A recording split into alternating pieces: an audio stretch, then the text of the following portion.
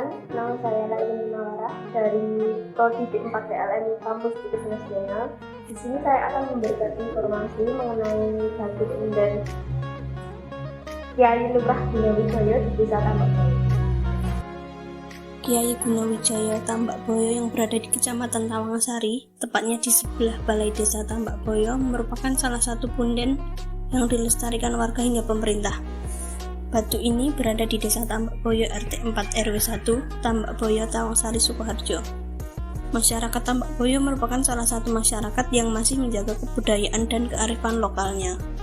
Dengan adanya tradisi tambakboyoan tersebut, maka menciptakan nilai persatuan, menyatukan perbedaan dengan arah yang sejalan, sehingga menumbuhkan nilai persatuan berdasar pada Bhinneka Tunggal Ika.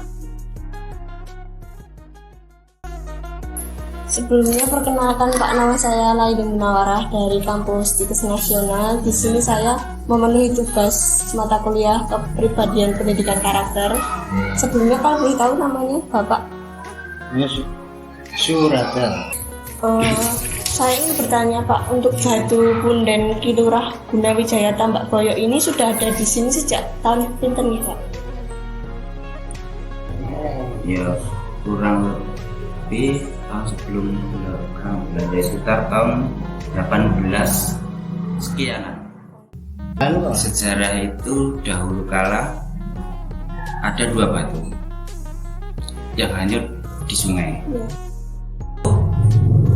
Batunya ini ibaratnya menepi di arah timur Desa Tambakboyo ini. Nah, yang wanitanya menepinya di Desa Miri, kan udah berjauhan.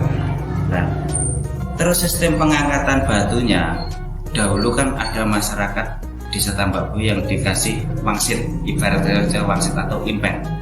Nah, impen itu disuruh apabila mau ibaratnya rumah batu itu untuk keselamatan Desa Tambakboyo, warga Tambakboyo harus mengadakan tayub, terus menjadi budaya. Budaya setiap tahunnya harus ada tayub. Nah, setelah tayub dilaksanakan untuk pengangkatannya batu itu cuma berapa orang, sedangkan sebelum ada tayub batu itu tidak bisa dipindahkan. Sejarahnya seperti batu mati. Barang ledek gitu. Nah, setelah itu baru bisa diangkat dan disemayamkan di sini. Setelah kejadian itu secara otomatis warga Tambakboyo kan meyakini bahwa batu ini mempunyai petuah untuk kemakmuran, untuk kesejahteraan, keselamatan Desa Tambakboyo dan warganya. Dikarenakan petuah itu, makanya warga Tambakboyo setiap tahunnya mengadakan, pertama kali itu cuma tayub. Bersih punden. Cuma tayub untuk bersih desa lah. Sejarah tayub itu juga ada sejarahnya sendiri.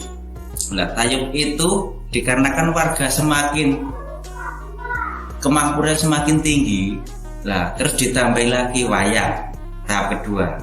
Nah, setelah ada wayang, kemakmurannya kok semakin tinggi lagi, tambahi dangdut pertunjukan. Nah, kok tambah lagi kemakmurannya. Nah, itu terus malam minggunya ada campur sari. Jadi warga Tambakboyo ayam potong Jakarta. Itu sejarahnya untuk. Jadi batu ini datang ke sini sebelum ada perang Belanda. Untuk sejarahnya loh ini. Terus apalagi? Untuk bagian-bagiannya ini apa saja nanti? Nah, untuk bagian batu ini kalau dilihat dari visual kan ada dua jenis. Batu asli dan di atasnya ada sejenis rumah rayap atau ibaratnya kalau orang Jawa Pundung.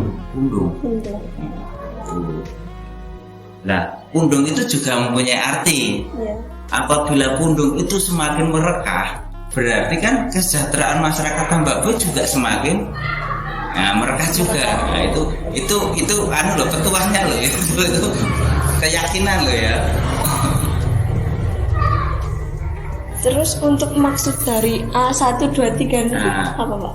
Itu dikarenakan batu ini masuk ke pemerintah, masuk ke apa itu namanya, prasejarah.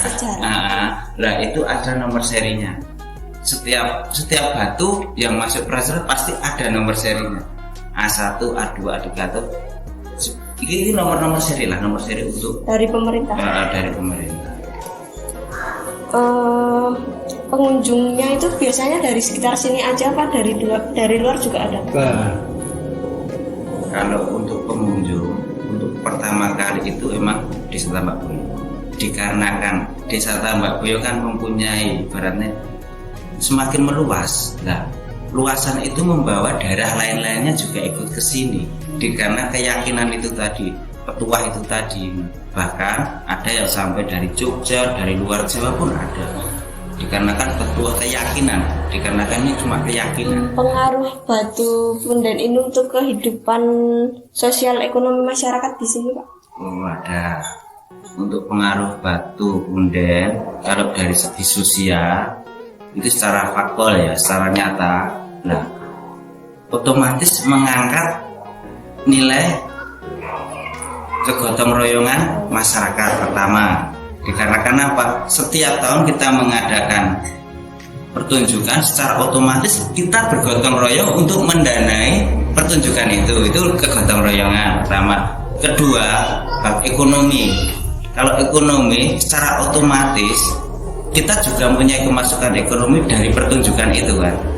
Dari segi yang jualan nanti juga laku banyak orang, itu dari sisi ekonomi. Untuk perihal apa yang bisa dilestarikan dari warisan budaya batu ini? Perihal? Iya. Ada dua segi kok. Segi pertama itu keyakinan. Iya toh. Anak cucu kita keyakinannya di mana dulu? Kalau keyakinan itu seperti yang tua itu otomatis ini masih berlangsung sampai kapanpun, ya kan? Yang kedua kan, kalau dari segi finansial, aku yakin semua warga Tambak Boyo bisa mengadakan seperti ini. Tapi ini untuk anak cucu kita lestarikan, bukan sebagai hal-hal yang negatif, tapi kita berpikirnya positif. Satu positif itu. Untuk tradisi ini apa nih, Pak? Yang tradisi kan secara otomatis ada orang yang masuk, terus nanti membawa pisang itu loh, terus nanti kita doa bersama. Dan doanya apa? Yang penting doa itu jangan minta, kita doa pada yang kuasa kan, intinya kan itu. Oke, mungkin cukup untuk pertanyaannya, Pak. Terima kasih atas waktunya.